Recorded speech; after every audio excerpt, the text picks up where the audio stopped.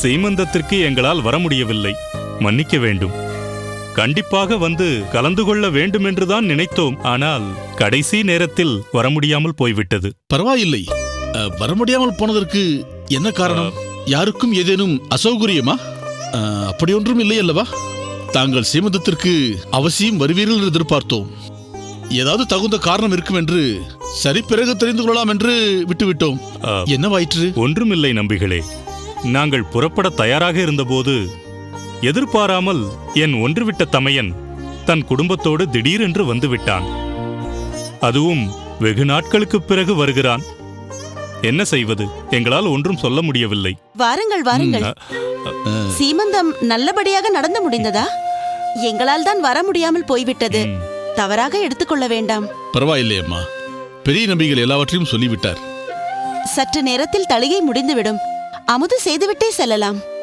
இலை போட்டுவிட்டு தங்களை நான் வந்து அழைக்கிறேன். அதுவரை நீங்கள் பேசிக் கொண்டிருங்கள்.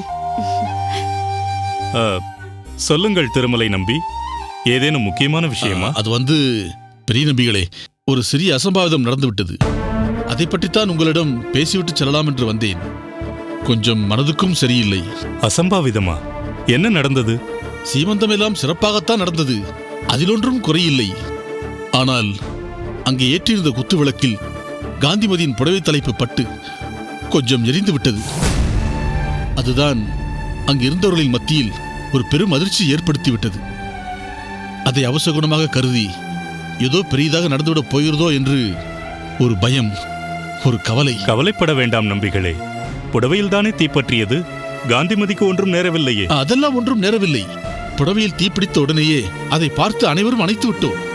ஆனால் அங்கிருந்த பெண்கள் எல்லாம் ஏதோ பெரிய அபசகுணம் நடந்துவிட்டது என்றும், வயிற்றில் இருக்கும் குழந்தை நல்லபடியாக பிறக்க வேண்டுமே என்றும், காந்திமதிக்கு கெடுதி ஏதும் வராமல் இருக்க வேண்டுமே என்றும் பேச ஆரம்பித்து விட்டார்கள். அதை நினைத்து யாரும் சரியாகவே சாப்பிடவில்லை. எனக்கும் மனதிற்கு சங்கடமாகிவிட்டது. அதனால்தான் உம்மிடம் வந்தால் சரியான விளக்கம் கிடைக்கும் என்றும் மனதுக்கும் ஆறுதல் கிடைக்கும் என்றும் வந்தேன். இதற்கெல்லாம் நாம் யாரும் பயப்பட வேண்டாம், கவலையும் பட வேண்டாம். இதை ஒரு பெரிய அபசகுணமாக ஏன் எடுத்துக்கொள்ள வேண்டும்?